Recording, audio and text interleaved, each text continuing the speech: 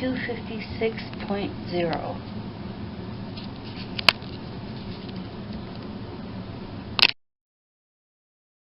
Hi, everybody. I have finished Eat Mangoes Naked by Sark. I have finished this book, and it's Finding Pleasure Everywhere and Dancing with the Pits. This book is totally about pleasure, both receiving pleasure and giving pleasure, and how it's harder to receive pleasure than to give it.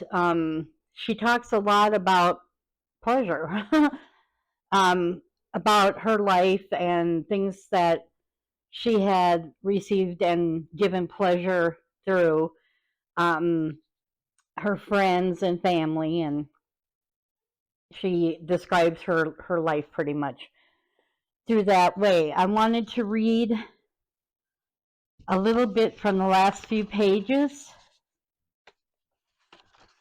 It says, I send you daily prayers and the consistency of love. Love is always with us. Harder laughter and more tears. Learn to cry more. Rich buttered cookies with no calories.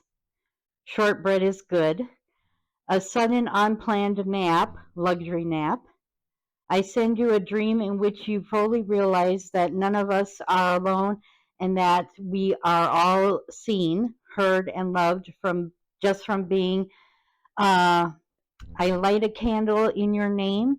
We are all succulents and brave, holy, ordinary, stumbling creatures. I send you love. And that's pretty much what her book is all about, love and pleasure and that. I will not be keeping this one for my library. It's just one that I'm not really interested in. I kind of know about pleasure and that. My next book that I plan to read is Miss Kimball by Jennifer Haig. Haig? I don't know if you can see that or not.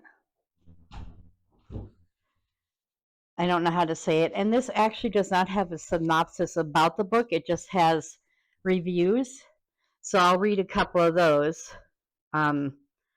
Clever and admirable debut novel. Haig, I don't know how to say her name.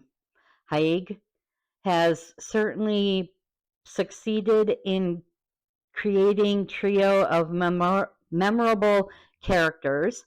The three Miss Kimballs, a deserted housewife, a frustrated feminist, and a disappointed mother, present the whole gamut of family values gone awry by Washington Post Book World. A chameleon, an enigma, all things to all women, a lifeline to which powerful needs and nameless longings may be attached. Ken Kimball is revealed through the eyes of the women he seduces. Bertie, his first wife, struggling to hold herself together after his desertion. Second wife Joan, a lonely, tragic heiress who sees her unknowable husband as her last chance for happiness, and Diana, a beautiful but damaged woman half his age. I don't know who said that. An affecting tale of the power of a charismatic, good Lord, sorry about this. It's hard for me to read. Charismatic predator and the acquaintances of his victims. Ken Kimball is a chilling creation. That's by Boston Globe. I read Jennifer Haig's novel straight through, caught up in the world of three women who marry the same duplicitous man. Miss Kimball is hard to put down, USA Today.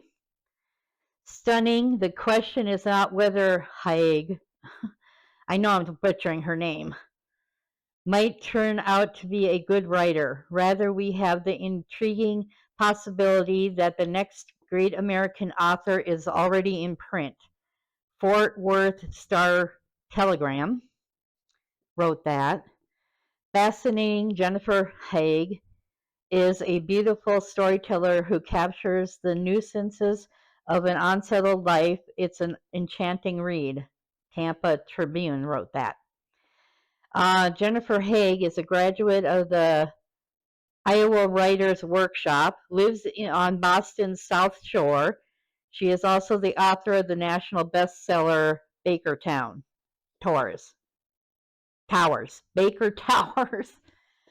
This is a winner Penn Hemingway Award book, a novel. Author of the national bestseller Baker Towers. So there it is. I got this one from Goodwill too, and hopefully it'll be a good read because it's kind of thick. Not too bad. If it's good, I'll get through it really quickly, I'm sure. But there you go, guys. There's my book review and coming up reading. Bye-bye. Hello, guys. I don't really know what to say in this part of the video, except that I'm going to be fairly vulnerable talking to you. I have been overeating for the last few days, almost this whole week, mainly because of thinking about my past. So it's brought up my post-traumatic stress disorder and my anxiety and my panic attacks. So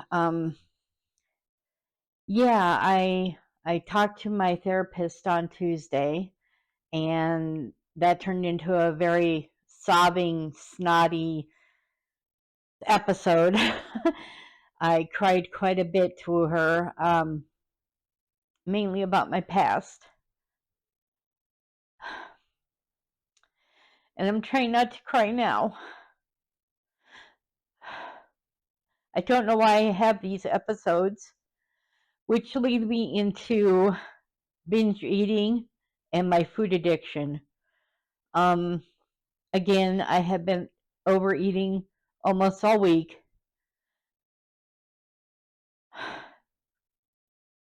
So I know the scale will go up. And I'm trying very hard for it to go down. It went up again this past week in my last video. And only like 3 pounds. But that upset me. I try not to get upset over those things.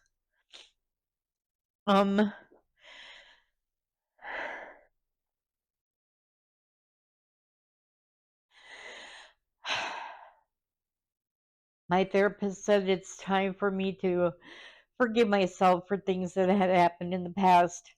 A lot of it was out of my control. And the more I tried to control it, the more it seemed to get out of control. I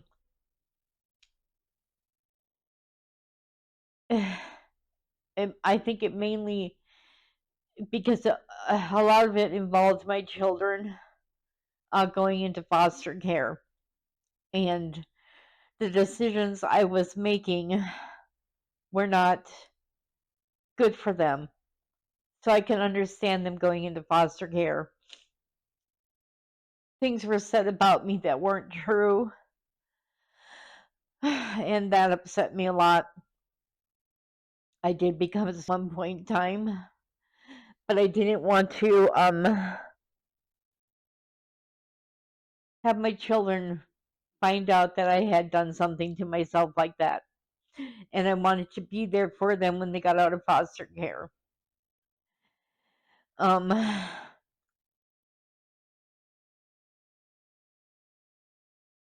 Things are better now. My oldest son lives with me. He helps me out a lot with my health issues. And I have an older daughter. She lives in South Dakota with her family, and she's having problems with them. So that has me on edge too. Her and her husband are having marital problems and family problems that way too. Um, and then there's Nicholas who lives with me, and I have another son in Minnesota who's in a group home, I believe. He um, just started talking to me on Facebook again after many years of hearing nothing and worrying about him. So he finally has been talking to me, and I guess he has a job and is working. So he's doing good for himself. I have a daughter who is often homeless, and I worry about her a lot. Her and her boyfriend just got a studio apartment, and he lost his job, so now they may be homeless again.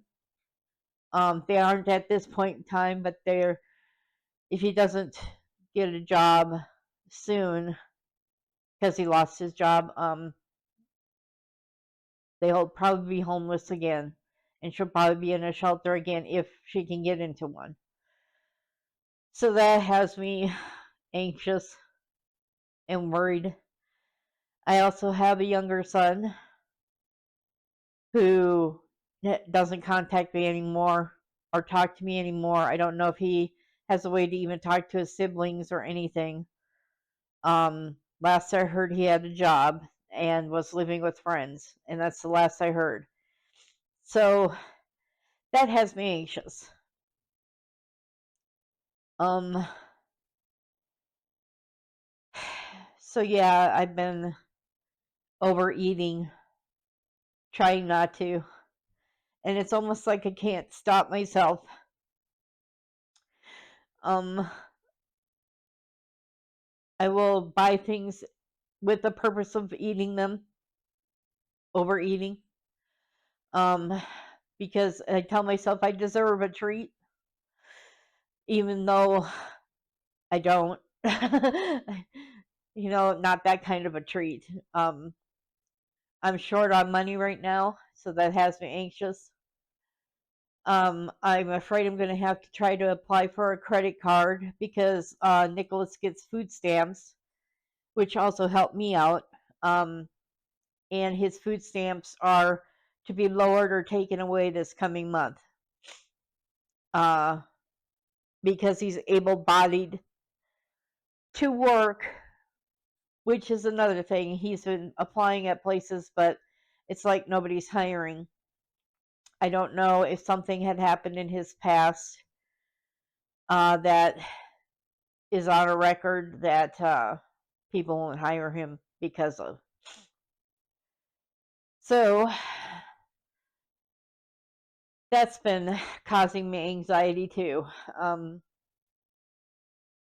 My mom and Amy are planning to move. They can't live in the low income apartments anymore, they make too much. So they've been looking for a place to live, might have found a place. And even though it's in the same town, it's further away from where I am. Um, and I rely on them for rides and to get around. And mom said she would still do that, but you never know. Amy, on the other hand, is looking for a new job. Well, actually, she might have found a new job. She goes tomorrow for a role playing interview to see how she does, and then she'll probably be hired. And that's right down the road from where we live, so that would be good. She wouldn't have to drive all the way to Sierra Vista, which is 40 some miles away. Um, I just I just can't get over the fact that my eating has gotten out of hand again, which is why I'm going to be talking to my doctor about a GLP-1 to help out, to help me lose weight. And when I get a new phone next month in February, um, I can get a few apps to help me track what I eat and I think that might help me become more aware of how much I should have, what my deficit should be, and all that.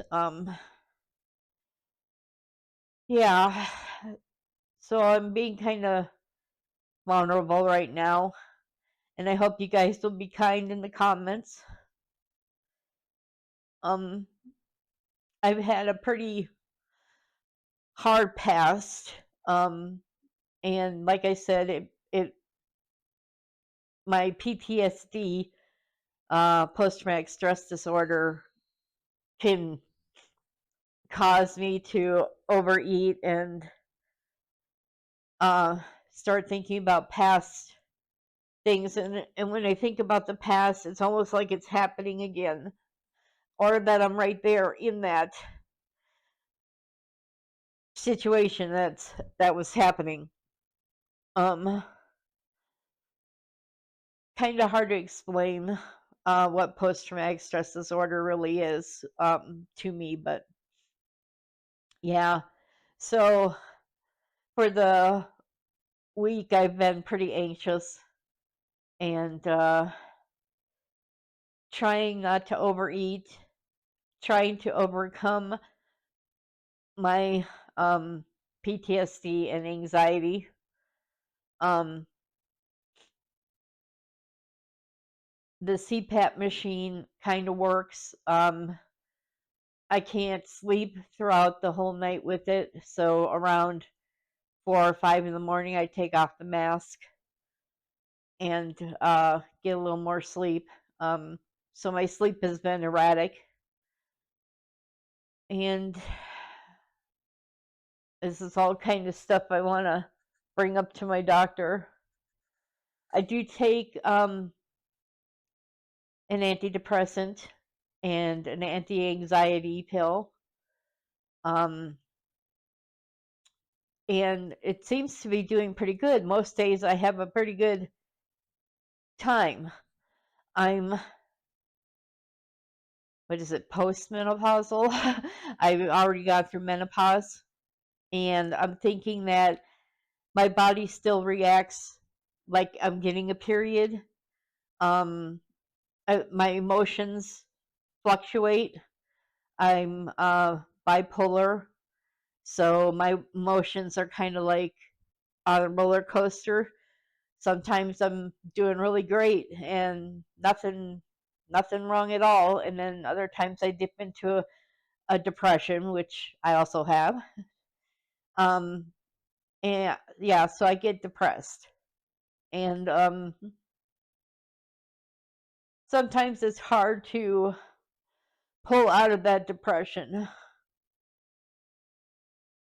So I'm trying to come up with videos for this channel. I don't really have very many friends that I hang out with or go anywhere with, so I don't have much to videotape. I just in my portions of my days in my life, and um, I'm hoping to do better videos for you guys. My mind is kind of all over the place right now. But yeah, I'm hoping to get on the GLP-1 to help out, and I'm hoping that my therapy can help me deal with um, my binge eating disorder and my overeating and stuff like that. My food addiction. It's hard to have a food addiction because you need food to eat. It's not need food to eat. Need a food for living, you know? It's like you can't go without food. So it's hard for me to step back and try to not eat a lot. My portions have gotten bigger again, and even a salad, I think I'm eating too much.